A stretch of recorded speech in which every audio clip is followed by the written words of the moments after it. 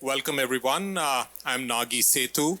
I'm a industry specialist managing data, ad tech, and martech for Media Entertainment Group and Professional Services AWS. Hi everyone, my name is Shweta. I head the business development for Asia Pacific, based in Singapore, and been with AWS for now close to about four and a half years, coming to 4.5 years now. Yeah, and thank you for sitting in and joining this presentation. So, the topic that we took up today is actually a hot topic for our customers, right, Yeah. Nagi? Yeah, Shweta, there's a lot of things going on in last week. A lot of headlines. A Yeah. lot of people are shutting down their services. Some are losing numbers. So what's going on? Oh, yeah. I mean, this is something that both in Asia as well as globally, I mean, our customers who have a D2C, direct to consumer offering, that they are scratching their heads and, wondering how they can drive more value from their existing subscribers because the market is so competitive. And one of the things that we celebrated a lot in the last couple of years is how some of these platforms they reached their 100 million subscriber milestone. Some of them back in India had 500 million downloads. So amazing to see all the action in this space. But what remains, big challenge is how do they drive value and drive revenue from these subscribers and users on their platforms. So this is the topic for our presentation, and we want to start with the good news. Of course, you mentioned the challenges. The good news is that there's been an amazing unprecedented increase in the online video consumption throughout the world. And in 2021, there were 1.3 billion active users in 2021, who were consuming online video. And if you talk about the US, about 70% viewers in the US watched more television in 2021 than they did in 2020, which was the beginning of the pandemic.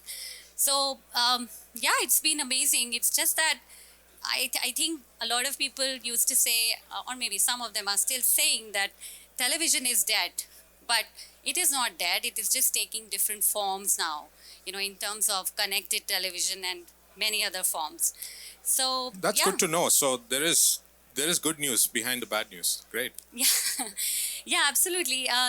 There is actually a lot of, I would say, interesting trends which are driving some of these things. And sorry, this is a very busy slide. Apologies for that. But really, if we have to think about the overarching trends that come out of these different data points, is that the viewers are always searching for a cheaper option to consume their favorite content. So they're always looking for, other cheaper or preferably free options, right? And that is leading to a huge churn in the direct to consumer segment. In fact, 2022 is the year which one of the Deloitte reports, it says that it's the year of churn, where we can expect about 30% churn in the OTT segment, which is roughly 10 times the churn rate in the pay TV segment, right? So that's huge. And also, we have to keep in mind that the cost of acquiring a new subscriber, it is going up, right? It is in fact at an all-time high, right? So, which is why the success metrics for any OTT platform, they are moving beyond the monthly active users. It is the, like Tracy said, it is the average revenue per user or the lifetime value of a subscriber. And interestingly, I mean, because of all these trends, we are seeing new subscription models, new ad supported models, new monetization models in the market today. Yeah, I think as you rightly said, Shweta, there are I would call it the first wave when everyone wanted to enter this hot market, wanted to grab consumers and eyeballs. But now we are seeing new models, new drivers for that, and there are some serious implications for that. First and foremost is that SVOD as subscription video on demand is more or less saturating. I think there's a survey that most of the households are now peaking between 4 to 5 or even less than that per household. That means 4 packages per household.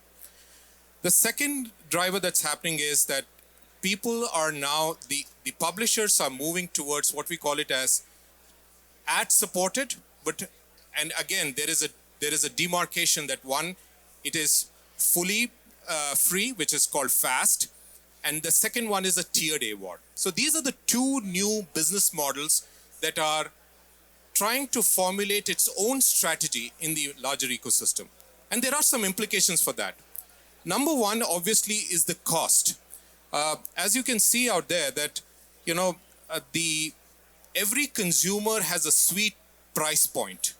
So we need to discover that not every consumer is going to buy the same price point.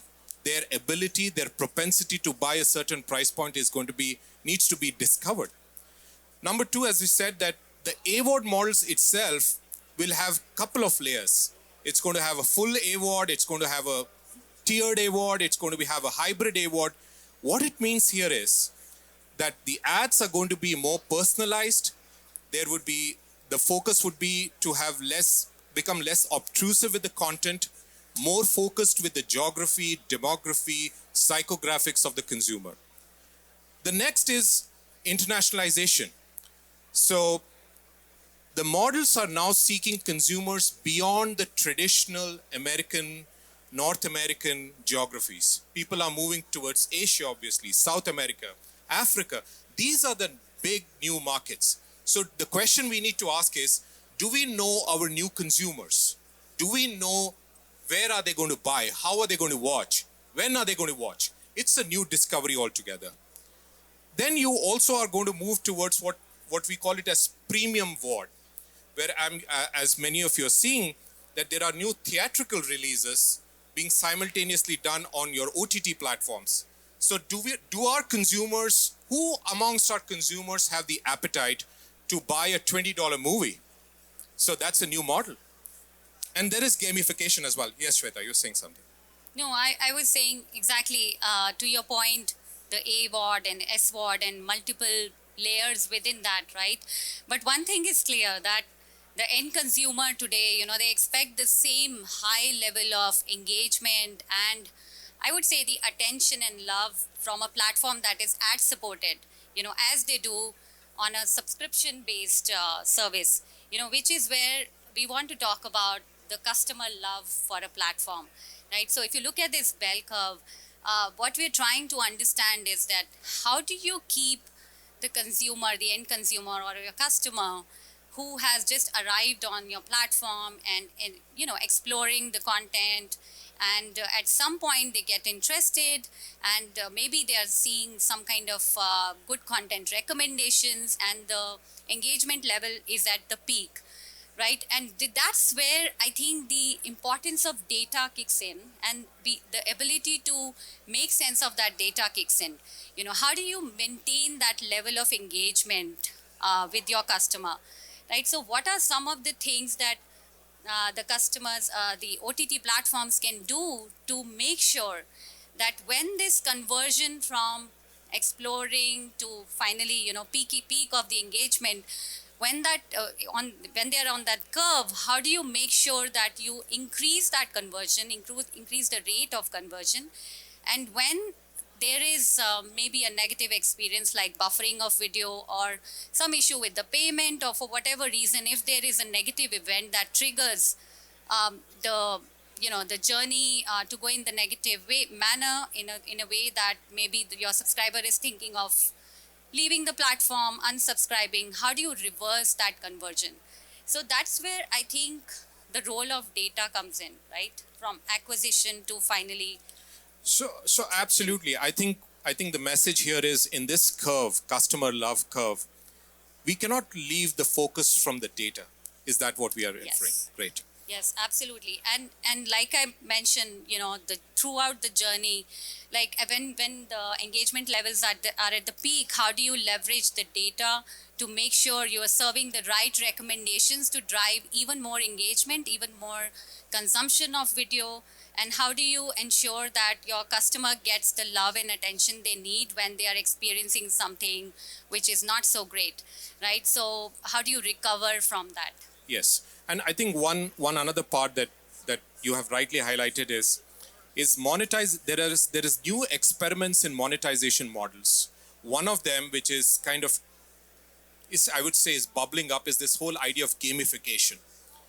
How do we engage audience?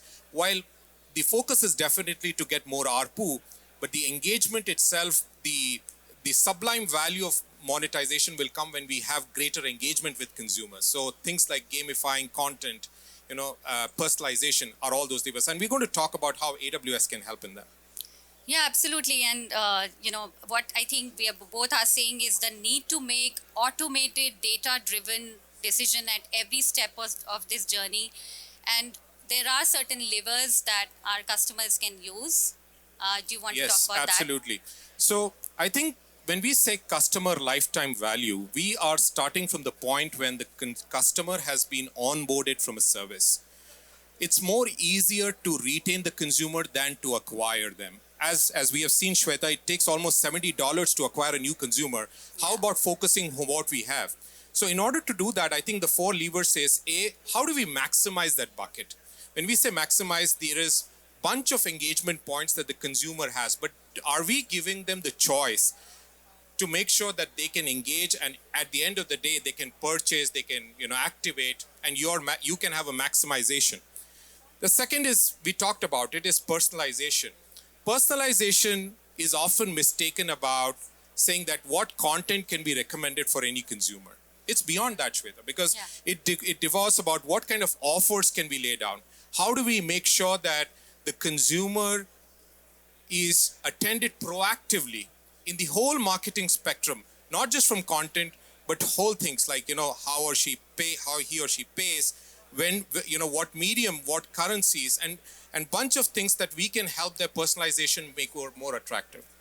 And for that to achieve, one of the most important levers, Shweta, is to make sure that you achieve a single source of truth. Yeah.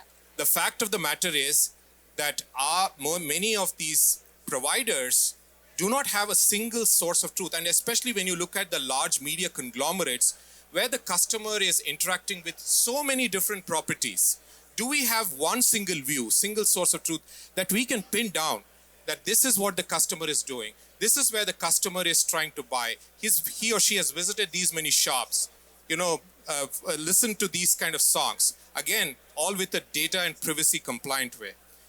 And last but not the least, another very important derivative is to grow this base. And how do we grow? It's by looking for similar models, what we call it as lookalike models. So the more we understand the customer A, it can so happen the customer Z is very similar to customer A, even though they may be geographically apart, they may be demographically apart. But this lookalike understanding is key for developing that customer lifetime value. Yeah, absolutely. And that brings us to the meat of the presentation, Nagi, and you are the expert. No, and I think the most, for us to maximize the customer value, it's again a funnel that flows up. As we talked about, we have right from acquisition to advocacy. So right from the time that we identify the prospects, how can we position them in the requisite segments? Most importantly, measure the effectiveness of our marketing and communication. Has the message reached? Now, every one of us here would be getting at least a couple of mails saying that, there's a new movie service, there is a new launch. But how many of us even open that? Why aren't we opening? Why is the engagement so passive? That's because the messaging and communication has to be looked as a closed loop cycle, so that there are only targeted prospecting that happens and brought into this funnel. And once they are inside the funnel, the conversions have happened. The key part is that, are we developing enough analytics and elements from our data sets to unify the profile? Again, we have to talk about that single source of truth again and again, because the unification of data, it is easier said than done. People are moving towards that, but there is a long way to go. And then from understanding that, how are the ways and means, and we'll talk about some of the proactive measures, things like next best actions, and those levers that we have to retain them. And not only we retain them, the goal of this end journey is that they should be our ambassadors. Our customers need to advocate for these services. The proof of viral marketing is essentially led from our happy customers. But do we know who is going to be happy and when are they going to be happy? That's what the question is. Yeah, and not to forget that the touch points are so many, including a lot of third party platforms, social media platforms, and you have typically so many databases in silos, right? So that's where the customer data platform comes in. Absolutely. I think this is the word that many of you are of hearing about it, which is CDP, Customer Data Platform. Uh, what we would like you to think is that this is not just a single product or a service. I would call it more like a paradigm. And we work with host of CDP partners, and we would love to have those conversations.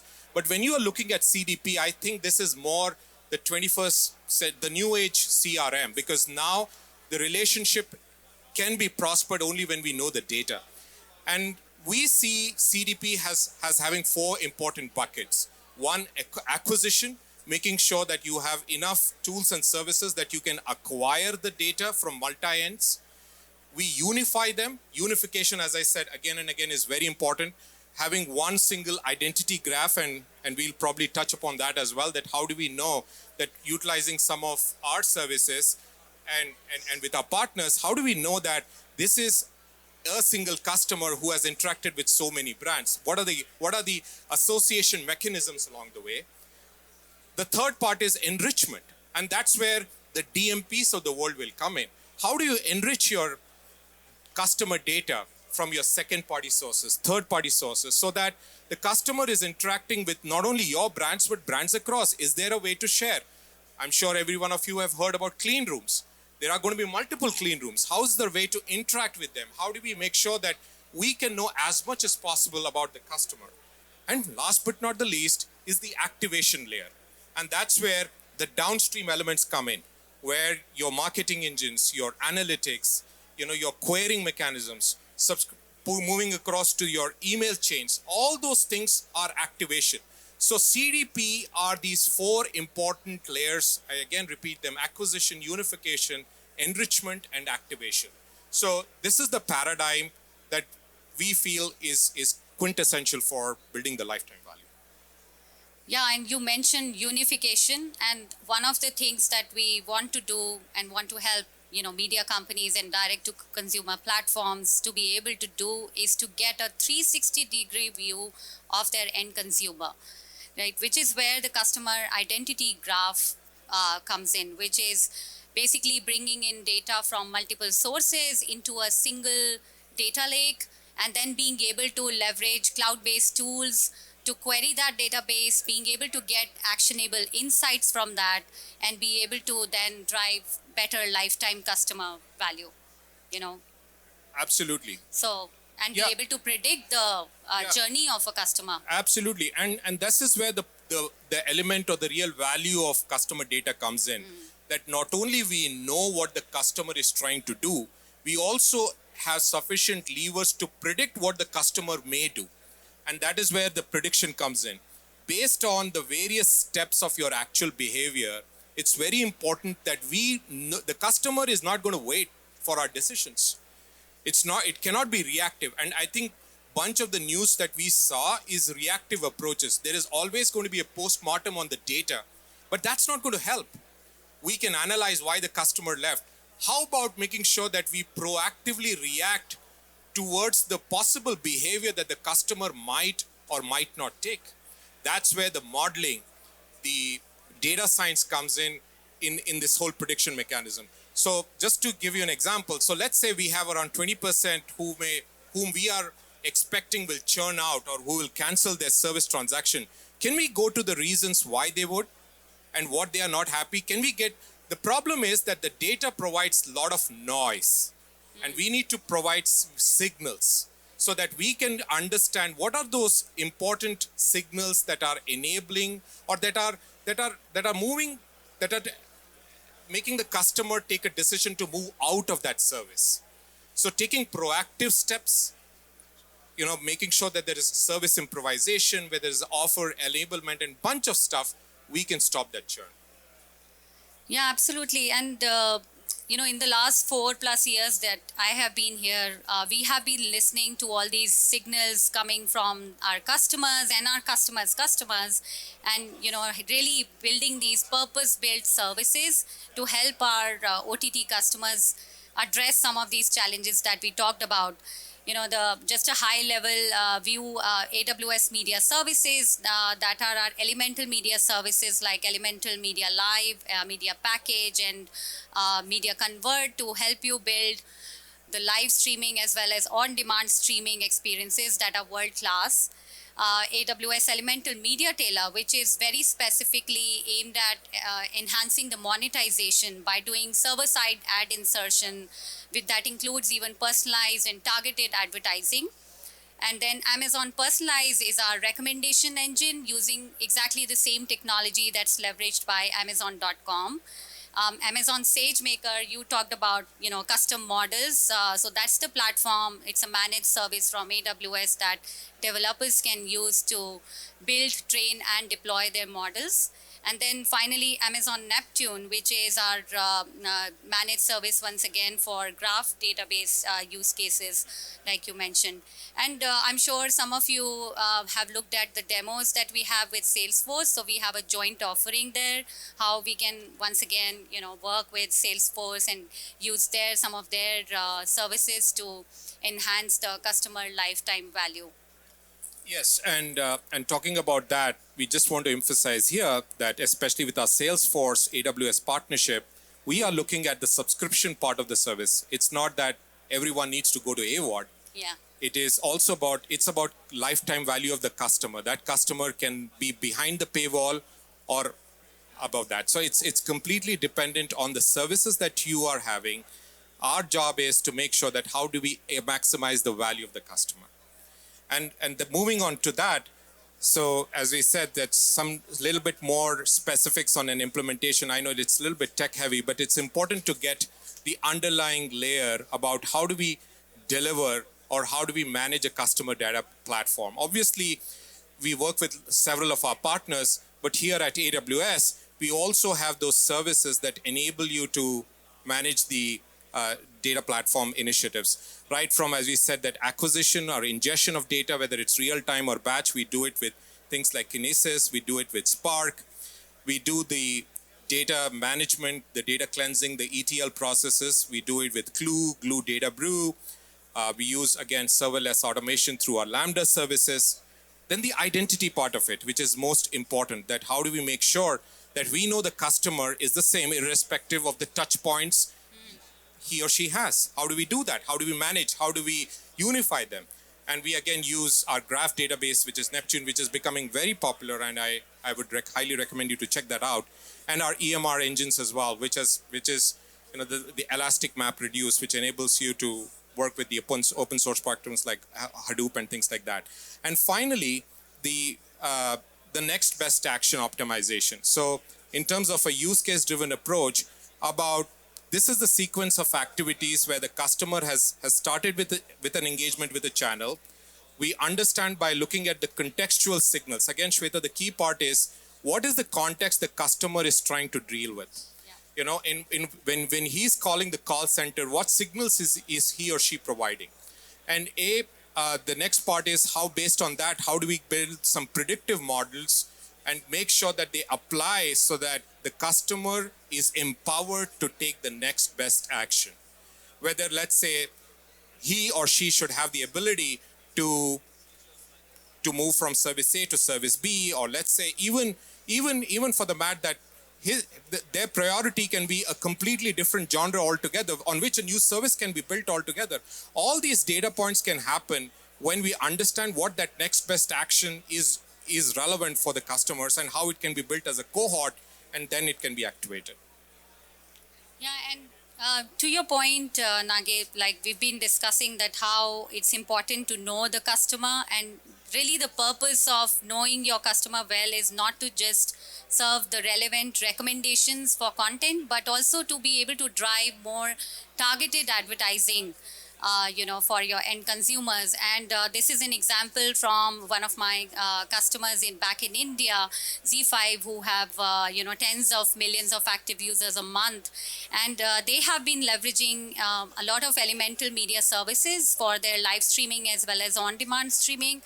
And this particular case study here is for their ad monetization, where they're leveraging server-side ad insertion service from AWS called Elemental Media Tailor to serve more than 100 million advertisements every single month on their 18 plus live channels. So this, I believe, is the end game, right? Be able to drive better monetization, leveraging all these services and getting to know your customer. Absolutely. I think this is a great case study to end, because not only we help our customers to know about their customers, but we also do that last mile enablement. And this is an example of that. Using Media Tailor, we made sure that the engagement with the ads is increases over a period of time. Through server-side ad insertion, it is more personalized. It is driven based on the various data points that we can gather after the engagement and loop it back.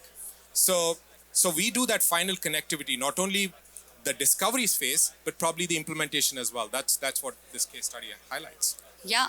Yeah, and that brings us to the end of the presentation. And to wrap, I think what we discussed is, perhaps we did not say it, but content remains the king in this highly, highly competitive direct-to-consumer space. However, our OTT customers, the direct-to-consumer platforms, what they can do is leverage new technology, the innovation that's happening in the cloud space, to know their customer well and be able to make sense of their data to drive better lifetime value from every subscriber. Absolutely. Thank you so much. Thank you so much Thank you, for everyone. paying attention. Thank you.